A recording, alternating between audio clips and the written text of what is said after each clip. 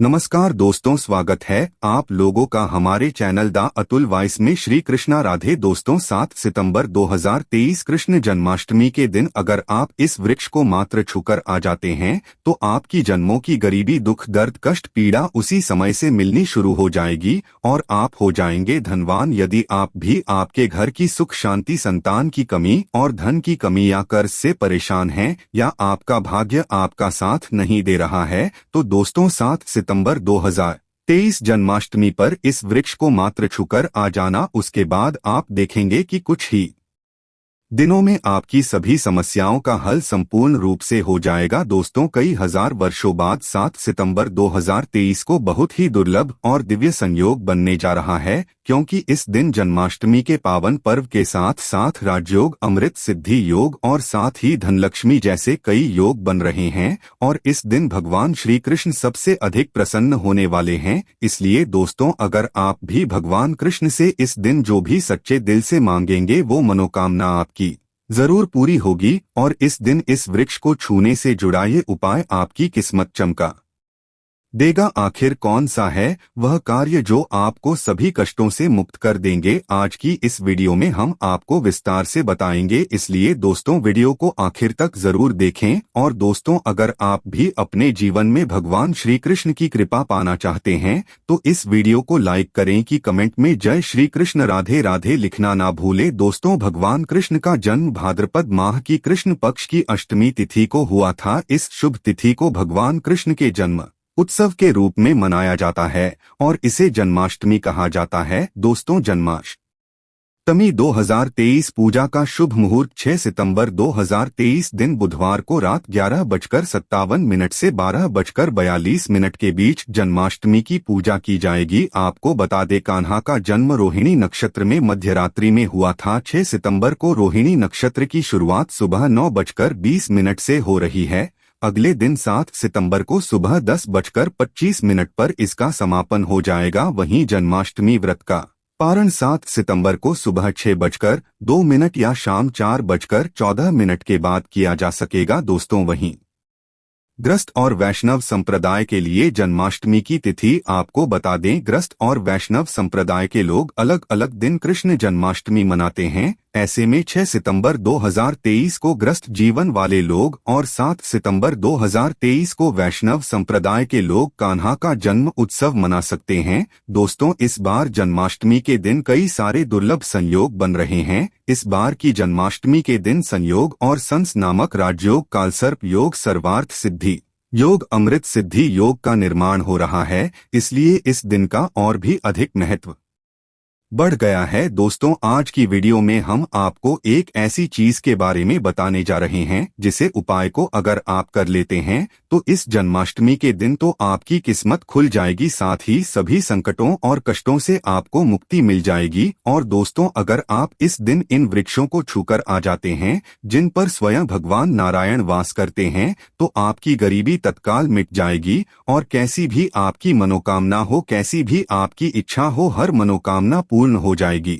दोस्तों, हमारे हिंदू धर्म में वृक्षों को देव स्वरूप कहा गया है और इन वृक्षों में स्वयं भगवान महादेव और नारायण वास करते हैं। और आज मैं आप लोगों को उन पावन वृक्ष के बारे में बताऊंगा जिनको इस जन्माष्टमी के दिन छू लेने मात्र से आपकी जन्मों जन्मों की गरीबी मिट जाएगी। क्योंकि दोस्तों, ये ऐसे वृक्ष है जो देववृक्ष कहे गए हैं या देवी स्वरूप कहे गए हैं। दोस्तों, हमारे धर्मशास्त्र में इन पेड़ पौधों को देवता मानकर हम इनकी पूजा करते हैं और हमें इनकी पूजा करनी भी चाहिए, क्योंकि साइंस भी कहता कि पेड़ पौधे मनुष्य को बिना किसी स्वार्थ के वायु प्रदान करते हैं और सभी प्रकार के जीतने भी नकारात्मक चीजें होती है उसे अपने अंदर यह स्वयं सोख लेते हैं और हमें ताजगी प्रदान करते हैं। दोस्तों, पेड़ पौधे स्वयं तेज धूप में तपते हैं लेकिन मनुष्य को शीतल छाया प्रदान करते हैं। तो दोस्तों, इस समय कुछ ऐसे पेड़ पौधे हैं जो हमारे धर्मशास्त्र में कहे गए हैं कि इनको छूने मात्र से व्यक्ति के बंद किस्मत के ताले खुल जाते हैं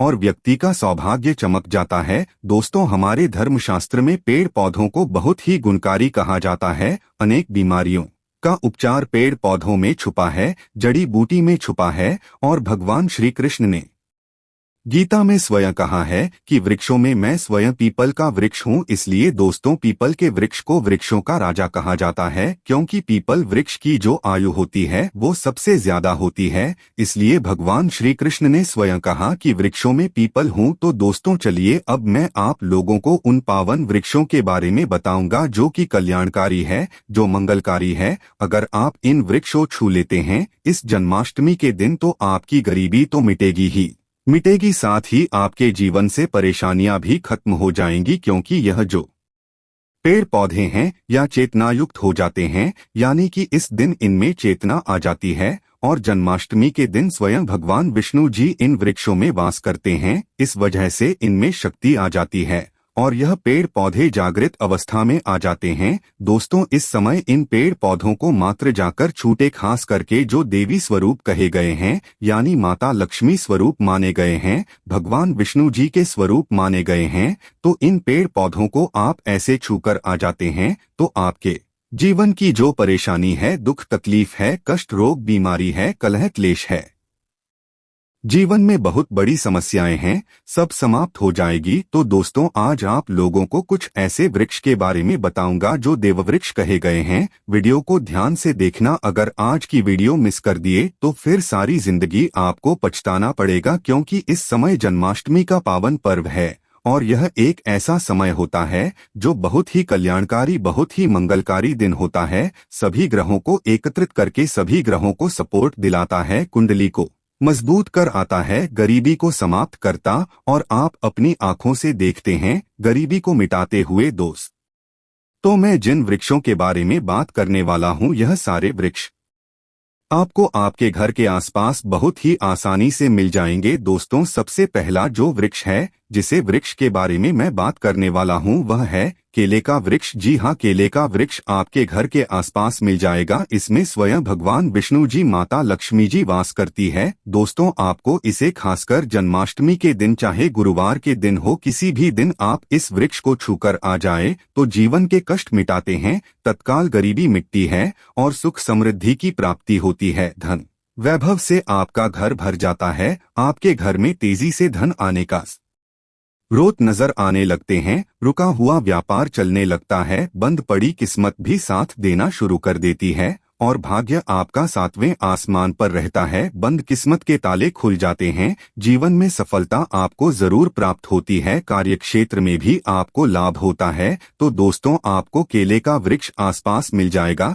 तो इस वृक्ष को, इस पेड़ को छूकर आ जाए। इसमें स्वयं भगवान विष्णु जी वास करते हैं। केले का पेड़ बहुत ही पवित्र माना जाता है। कहते हैं केले के पेड़ में अगर जन्माष्टमी के दिन अगर एक लोटा जल गुरुवार के दिन दिया जाए, हल्दी चना किसमिस डालकर, तो जीवन में यश, मान सम्मान की प्राप्ति और संतान की प्राप्ति होती है। अगला वृक्ष है दोस्तों तुलसी का पौधा। दोस्तों, तुलसी के पौधे को अगर आप छूकर आ जाते हैं तो जीवन के कष्ट मिटते हैं। इसमें भी माता लक्ष्मी का वास होता है। तुलसी के पौधे को छूने से भी आपकी गरीबी तत्काल मिटती है, महालक्ष्मी की कृपा बरसती है, घर से दुर्भाग्य दूर होता है। इसलिए जन्माष्टमी के दिन पीपल के वृक्ष के साथ साथ तुलसी का पौधा भी आपको घर के आसपास मिल जाएगा, या फिर आपके घर में लगा है तो सुबह शाम के दिन आप इन्हें छूकर आ जाएं और अपनी मनोकामना जरूर बोल दे। साथ ही अगर बेल का वृक्ष भी मिल जाए तो इसे भी छूकर आ जाए तो बहुत ही लाभ और कल्याणकारी है। इसमें स्वयं नारायण और माता पार्वती वास करती है। दोस्तों, बेल का वृक्ष भी बहुत ही शुभ है और शमी का वृक्ष भी छूकर आ जाए, ये भी बहुत ही शुभ माना जाता है। इसमें भी सभी देवी देवता निवास करते हैं। साथ ही साथ नीम का पेड़ या फिर आम का पेड़ भी छूकर आ जाए, गरीबी मिटती है। अब अगला वृक्ष है दोस्तों पीपल का वृक्ष। पीपल के वृक्ष में स्वयं भगवान नारायण वास करते हैं, स्वयं भगवान विष्णु जी वास करते और माता लक्ष्मी जी वास करती है। तो जन्माष्टमी के दिन आपको पीपल के वृक्ष को जरूर छूकर आ जाना है, सुबह या फिर शाम के समय छूकर आए। और जब पीपल को आप छुएंगे तो ओम नमो भगवते वासुदेवाय इस मंत्र का जाप करते हुए छूना है, अपनी मनोकामना बोलते हुए छोड़ देना है। दोस्तों, जो भी आपकी मनोकामना है, नौकरी को लेकर, बिजनेस व्यापार को लेकर, धन को लेकर, कार्य को लेकर, संतान को लेकर, विवाह को लेकर, किसी प्रकार की समस्या शत्रुओं को लेकर हो, तो आपको बस भगवान विष्णु जी के वृक्ष पीपल के सामने ऐसे आपको अनुभव करना है कि वे उपस्थित हैं।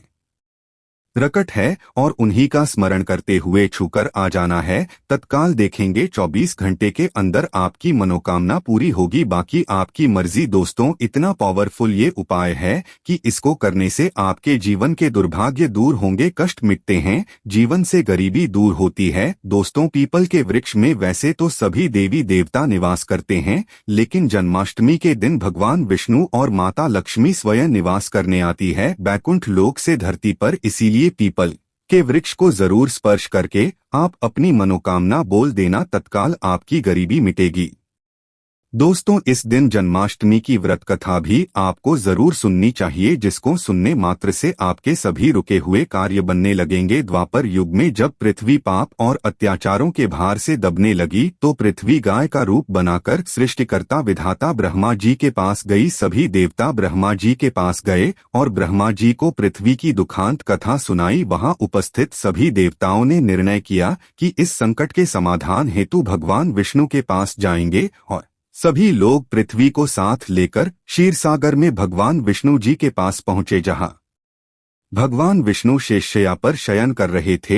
वहां जाकर सभी देवता गण भगवान विष्णु की स्तुति करने लगे। स्तुति करने से भगवान विष्णु के निद्रा भंग हुई। तब विष्णु जी ने सबसे आने का कारण पूछा। तब दीनवाणी से पृथ्वी बोली, महाराज, संपूर्ण भूमंडल पाप और अत्याचारों से घिर गया है और पृथ्वी इन पाप और अत्याचारों के भार में दबने लगी है, इसलिए कृपा करके इस संकट का निवारण करें। यह सुनकर भगवान बोले, मैं ब्रजमंडल में वासुदेव गोप की भार्या कंस की बहन देवकी के गर्भ से जन्म लूंगा, इसलिए तुम ब्रजभूमि में जाकर यादव कुल में अपना शरीर धारण करो। इतना कहकर भगवान विष्णु अंतर्ध्यान हो गए और देवता तथा पृथ्वी ब्रजभूमि में आकर यादव कुल के नंद, यशोदा तथा गोपियों के रूप में पैदा हुए। इसके बाद कुछ दिन ऐसे ही व्यतीत हो गए। वासुदेव नवविवाहित देवकी तथा साले कंस के साथ गोकुल में जा रहे थे। तभी अचानक भविष्यवाणी हुई कि हे कंस, जिसको तू अपनी बहन समझकर अपने साथ लेकर जा रहा है, उसी के गर्भ से 8वां पुत्र होगा जो तेरी मृत्यु का कारण बनेगा। इतना सुनते ही कंस तलवार उठाकर देवकी को मारने के लिए दौड़ा। तब वासुदेव ने कहा, ये औरत बेकसूर है और बेकसूर स्त्री को मारना उचित नहीं है, इसलिए जब भी देवकी के गर्भ से पुत्र का जन्म होगा तो पैदा होते ही मैं आपको अपनी सब संतान दे दूंगा, तो आपको कौन मारेगा। कंस ने उनकी बात मान ली और वासुदेव तथा देवकी को ले जाकर जेल में बंद कर दिया। जब भी देवकी के पुत्र होता तो कंस उन्हें मार देता। देवकी के साथ पुत्र मारे जाने के बाद 8वें गर्भ की बात कंस को मालूम हुई। इस बात का पता चलते ही कंस ने देवकी और वासुदेव को विशेष कारागार में डलवाकर पहरा लगवा दिया।